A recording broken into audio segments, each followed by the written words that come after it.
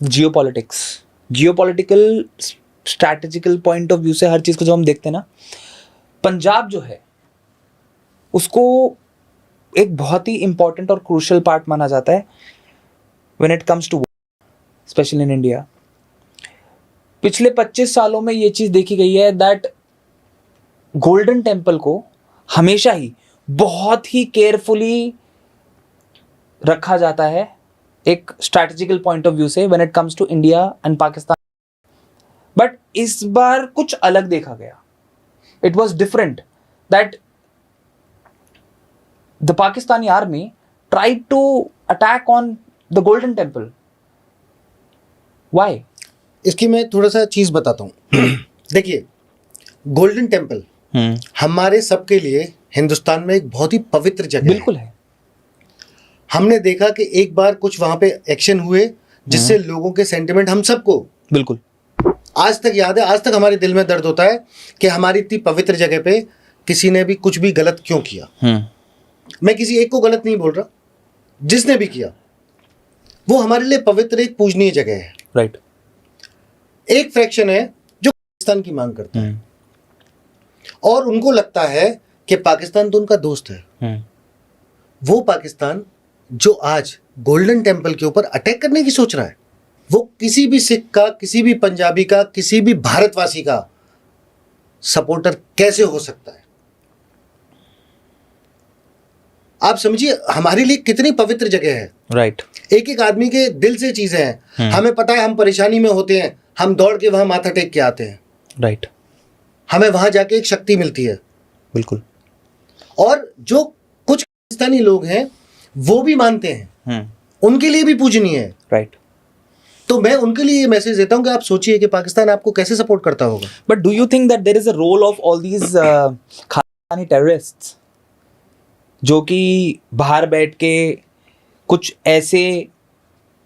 ऐसी चालें चल रहे हैं जिसकी वजह से ये सारी सिचुएशंस हो रही हैं? मैं आपको बताना चाहता हूं, ये जो पाकिस्तानी अपने आप को समझते हैं ना, ये सबसे बड़े बेवकूफ हैं, ये सबसे बड़े गधे हैं। ये अपनी ही घर में आग लगा रहे हैं दुश्मन के कहने पे। आप सोचिए कि आप बात करते हो कि आपको अलग देश बनाना है तो उसका राजधानी लाहौर होनी चाहिए। लाहौर तो पंजाब का हिस्सा था ना। राइट। पूरा पंजाब क्लेम करते हैं। है दम तो बोलो। तुम अपने घर में अपने भाइयों को मार रहे हो और तुम सोचते हो तुम कुछ अच्छा काम कर रहे हो। कहां लिखा है ये? तुम खालसा हो ही नहीं। तुम जब अपने भाई को मारने की कोशिश कर रहे हो, कैसे? मैं तो खालसा उसको मानता हूं जो पवित्र होता है, जो गुरु की बात मानता है। राइट। जो निर्दोष को मार रहा है, जो बॉम्बिंग्स करने की कोशिश कर रहा है, जो देश को तोड़ने की कोशिश कर रहा है, वो कैसे हुआ? सही बात है सर। तो या तो वो बिल्कुल बेवकूफ है या वो हम सबको बेवकूफ समझते हैं। हमने तो हमेशा देश के लिए, देश की तरक्की में काम किया है।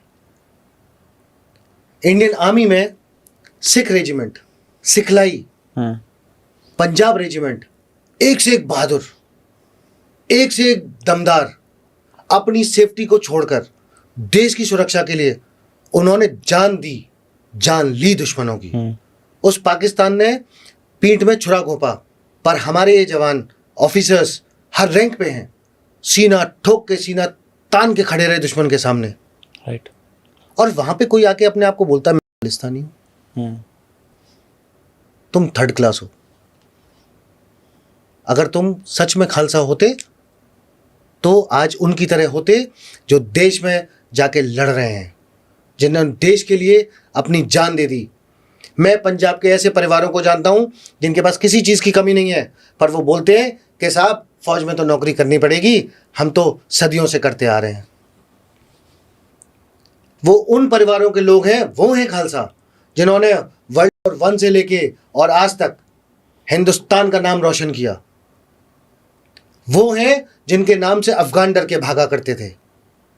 वो हैं जिनके डर से पठानों ने नाड़े का सलवार पहनना शुरू किया था। वो हैं सिख, वो हैं Khalsa.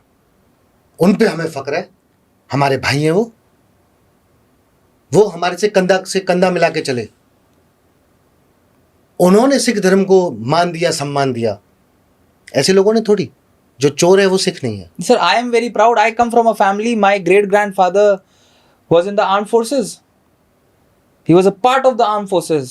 He was proudly part of the armed forces, sir.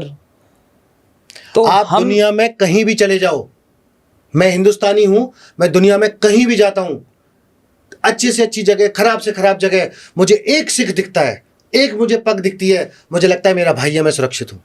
मैंने तो यही देखा, यही सीखा है।